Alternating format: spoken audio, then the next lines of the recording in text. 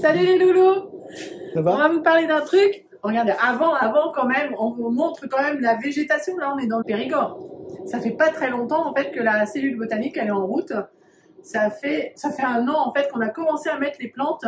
Donc on avait commencé par mettre un aloe vera et puis un bananier qui était tout petit comme ça. Et là aujourd'hui, ben, vous voyez, il arrive presque au plafond. C'est un bananier nain.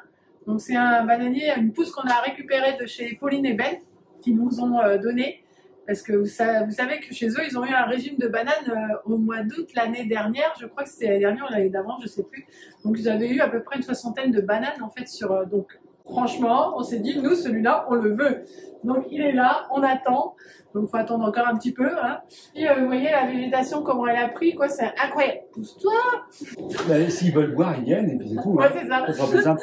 Donc on va pas vous parler de la végétation. On va vous parler aujourd'hui de la suite de la vidéo que vous avez vue donc sur les puits canadiens, le puits canadien ou les puits canadiens, puisqu'on a parlé de deux différents, celui qu'on avait fait à Grand Fresnoy, celui qu'on a fait aujourd'hui, le choix, pourquoi on a changé de système. C'est quoi? C'est l'extraction de l'air, donc de la serre, de la serre, parce que cette zone tampon, on appelle aussi, hein, qui va réguler beaucoup de choses ici dans la maison.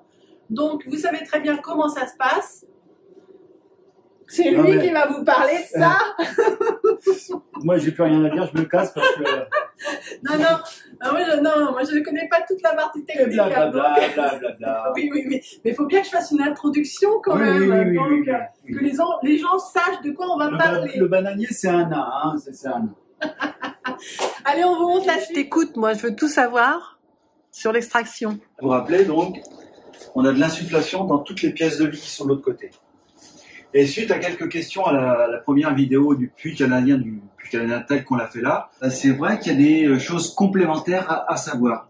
C'est-à-dire qu'aujourd'hui, on insuffle dans les pièces, ça sort par les bouches d'aération, là, vous vous rappelez, mais ça sort aussi, par exemple, en dessous, là, je sens très bien l'air qui sort.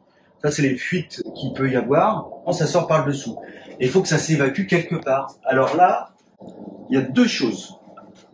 La première, par rapport au hors-chip traditionnel où il y a des Velux qui sont faits normalement, c'est des sorties de secours entre parenthèses, qui sont en partie basse, nous on les a mis en partie haute.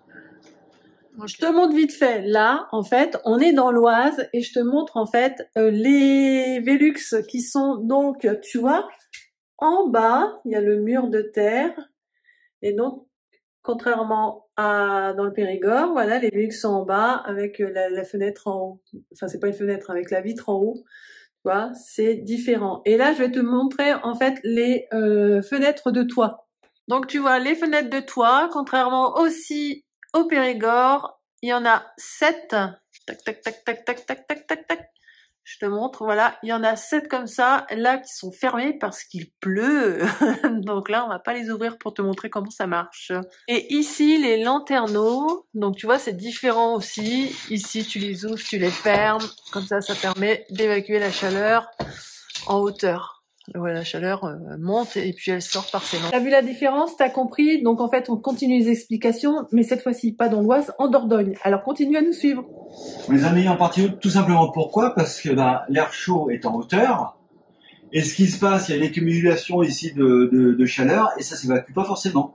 Donc là, l'idée, comme c'est ouvert en partie haute, là, ça s'en va tout seul vers l'extérieur, naturellement. Donc ça fait un courant d'air qui est naturel. Contrairement au hors-chip de Grand Fresnoy, je ne sais pas si vous vous rappelez, on avait des Velux de toit et des lanterneaux qui étaient juste à cet endroit-là, à la place des petites bouteilles ici, là, en fait, on avait une ouverture qui se faisait. Et comme il y avait la fenêtre de toit, avec la chaleur qu'il y avait là, ça faisait aspirateur et ça aspirait naturellement du tube qui était dans la butte derrière. Je vous mets le lien de la vidéo pour que vous puissiez voir un petit peu comment on avait fait à Grand Fresnoy. Allez, on continue. Super. Ça, c'est la première amélioration. Et la deuxième, on a mis une extraction. En fait, on a suivi un modèle qui a été fait chez Luc et Magali, dans les Hautes-Alpes. On s'est dit aussi que si on s'en va en vacances et que tout est fermé, ici, il va y avoir une température qui va être intenable.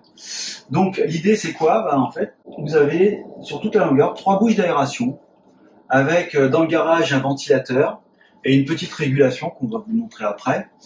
Et voilà, ça aspire l'air chaud d'ici pour la faire sortir à l'extérieur. Alors ça va favoriser bien évidemment l'introduction d'air du puits canadien, mais par toutes les petites fuites qu'il peut y avoir, bon il n'y en a pas de fuite normalement parce qu'on a bien travaillé, peut-être que quand même, eh bien ça évacue l'air vers l'extérieur. Allez, vous pouvez venir voir.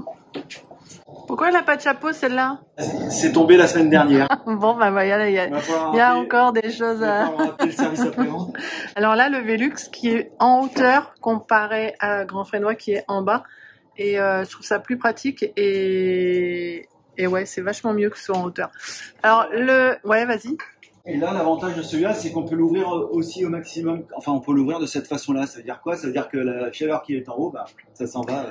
L'astuce aussi de la corde là qui est vachement bien parce que soit tu as des bras très longs et que tu peux aller chercher la poignée pour fermer ton Velux, ou alors on a mis une corde, voilà. Alors sinon, c'est comme ça en fait, hein, c'est fini quoi, on va dire.